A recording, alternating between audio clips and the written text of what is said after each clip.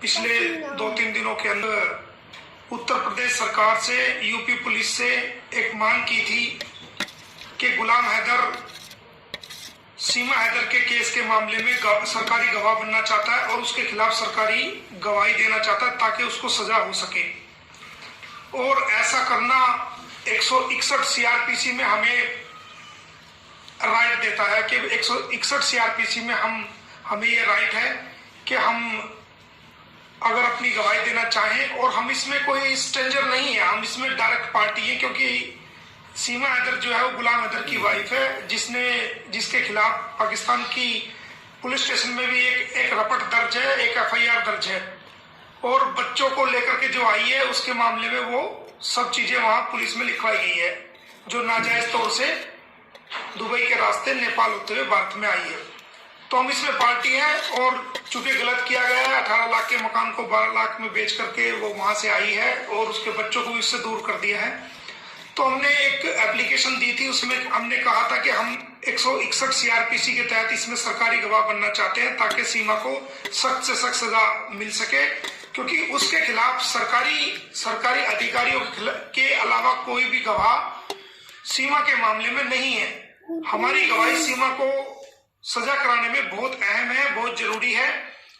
तो हमने इसलिए उनको इस बारे में सूचित किया है कि धारा 161 के बयान हमारे लिए जाए।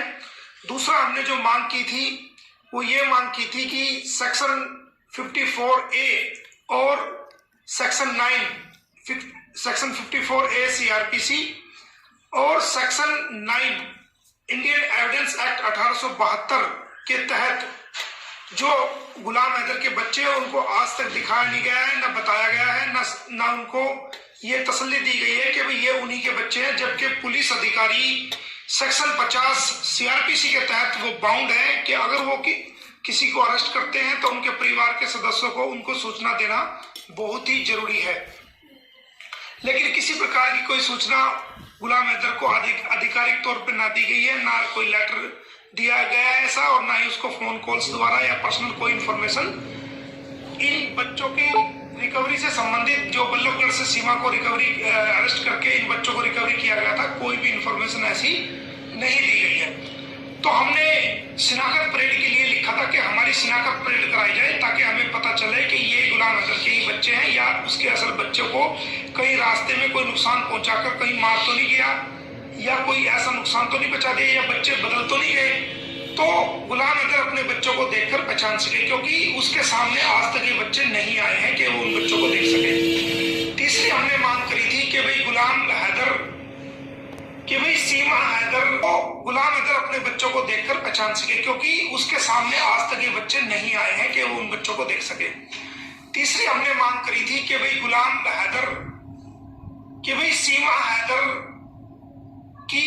सच्चाई को जानने के लिए कि क्यों इसने ऐसा उसके मकान को बेच करके, ऐसी क्या इमरजेंसी थी कि 12 लाख में इसने मकान बेचा और वहां से ये आई, तो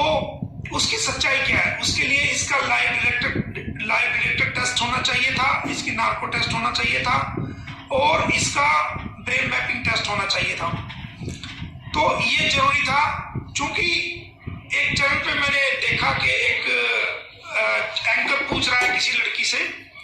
कि भाई ये टेस्ट जो कहा गया है ये इसके बारे में आप क्या कहेंगी, तो वो लड़की कहती है जी हमारी एजेंसी ये है, हमारी एजेंसी वो है। हमारी एजेंसी जो है वो तो सबके सामने है, उस पर किसी प्रकार की एक आध अधिकारी गलत हो सकता है, सारे नहीं हो सकते, लेकिन हम इसमें डायरेक्ट पार्टी है। सीमा हैदर गुलाम हैदर की वाइफ है, बच्चे उनके हैं, तो ये कानून हमें राइट देता है कि हम कानून के अकॉर्डिंग और कानून को एग्जीक्यूट करने के लिए, इंप्लीमेंट करने के लिए हम अपनी मांग को रख सकते हैं। तो ऐसा हमारा कानून में दिया गया अधिकार है जो हमने उपयुक्त किया है। उसके अलावा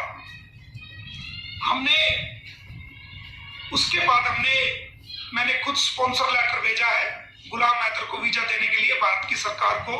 हाई कमीशन ऑफ इंडिया को जो इस्लामाबाद में स्थित है, कि गुलाम हैदर को वीजा दिया जाए ताकि वो अपने केस की पैरवी कर सके। और मुझे भी उसकी लीगल रिक्वायरमेंट है, तो उसको मैं कोर्ट में भी पेश कर सकूं, उसकी भी मैं गवाही करा सकूं सीमा के खिलाफ, उसके बच्चों की कस्टडी उसको दी जा सके। इसके लिए मैंने वीजा की रिकमेंडेशन की थी। साथ साथ मैंने श्री अंसार बर्नी जी, जो कि अंसार बर्नी ट्रस्ट के इंटरनेशनल चेयरमैन हैं, और उनके वकील जो उनके डिपार्टमेंट के अंदर वकील हैं जो इस केस से जुड़े हुए हैं, उनको आने के लिए मैंने आमंत्रित किया था कि वो आए। इस केस में उनका वकालतनामा भी मेरे साथ लगा हुआ है, वो आकर के मुझे असिस्ट कर सकते हैं और इस केस में वो अपने नेशनल की पैरवी को देख सकते हैं कि भारत के वकील द्वारा या भारत की सरकार के अकॉर्डिंग जितने भी कार्य हैं वो किस प्रकार से हम लीगल रूप से टेकन अप कर रहे हैं, और भारतीय अदालतों में भी हम पुरजोर कोशिश करके गुलाम हैदर को उसका हक दिलवा सकते हैं। तो ये सारी बातें हमने भेजी हैं। उसके अलावा मैं आपको बता देना चाहता हूं एक और अहम बात कि भाई हम गुलाम हैदर की सिक्योरिटी को लेकर के बहुत इसमें सतर्क हैं, और अब से पहले भी जितने भी मेरे पाकिस्तान के जो मेरे क्लाइंट्स हैं वो आए हैं, तो मैंने हमेशा उनको प्रॉपर सिक्योरिटी प्रोवाइड कराई है। हमारी भारत की सरकार ने, हमारी हरियाणा की सरकार ने उनको प्रॉपर सिक्योरिटी अपॉइंट की थी और उनको प्रोवाइड कराई है। उनके रहने के लिए सरकारी गेस्ट हाउस में अच्छा इंतजाम किया है, और ये सारा सरकार के स्तर पर पहले होता आया है। तो अब रहा सवाल गुलाम हैदर का, तो गुलाम हैदर को किसी प्रकार का कोई खतरा भारत में नहीं है। ये मोमिन मलिक ने उनको स्पॉन्सर किया है, ये मैं इस बात की आपको जिम्मेदारी लेता हूं। और सरकारी सिक्योरिटी के अलावा मेरी प्राइवेट सिक्योरिटी जो है, मेरी प्राइवेट सिक्योरिटी जो नौजवान लड़के हैं, वो प्राइवेट सिक्योरिटी भी गुलाम हैदर के साथ रहेगी, अंसार बर्नी जी के साथ रहेगी, जो वकील वहां से आए हैं उनके साथ रहेगी। और भारत की सरकार और हरियाणा सरकार इस मामले में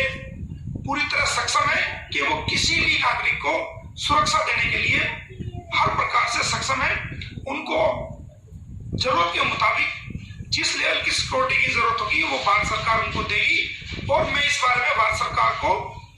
जल्द ही इंफॉर्मेशन सिक्योरिटी के बारे में भी दे दूंगा। तो गुलाम हैदर को फुल सिक्योरिटी मिलेगी, हर तरह की सिक्योरिटी मिलेगी, और जहां जहां का वीजा उनका सैंक्शन होगा वो सिक्योरिटी के साथ ही जाएंगे, और सिक्योरिटी के साथ ही वो कोर्ट में पेश होंगे। उनको सफल रूप से हम भारत में बुलाएंगे, और लीगल कानूनी कार्रवाई करने के बाद उनको सफल रूप से और उनको हर तरीके से सिक्योरिटी के साथ उनकी रक्षा करते हुए उनको वापस उनके मुल्क में पाकिस्तान में भिजवाएंगे। ये हमारी जिम्मेदारी है, और ये हमारे भारत सरकार की जिम्मेदारी है, जो कि भारत सरकार अपनी जिम्मेदारी को पूर्ण रूप से निभाएगी। अब सवाल सिक्योरिटी का किसी भी लेवल पे नहीं उठता, और भारत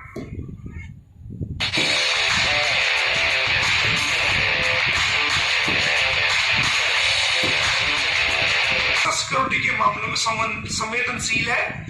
और हर उस व्यक्ति के साथ है जिसके साथ जुल्म हुआ है और जिसको न्याय की जरूरत है। हमारी भारत सरकार की हमेशा कोशिश रही है कि वो न्याय से वंचित लोगों को, चाहे वो भारत का निवासी है चाहे भारत से बाहर का निवासी है, उनको न्याय प्रोवाइड कराए, उनको जस्टिस प्रोवाइड कराए। हमारी भारत की अदालतें भी इस बात के लिए सुनिश्चित करती हैं कि न केवल भारत के लोगों को बल्कि विदेशी लोगों को भी जिनके साथ इनजस्टिस हुआ है उनको